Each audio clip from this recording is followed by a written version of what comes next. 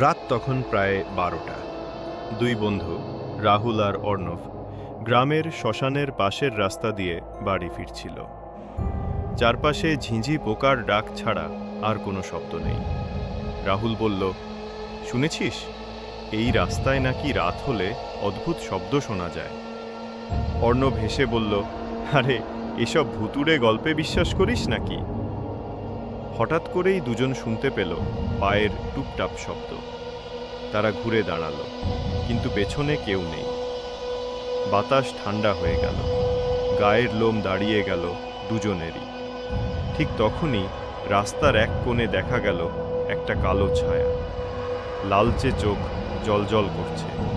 ছায়াটা ফিসফিস করে বলল, এই রাস্তাটা মৃতদের, তোমরা ভুল করে ঢুকেছ। এরপর হঠাৎ প্রবল চিৎকারের শব্দে অন্ধকার নেমে এলো।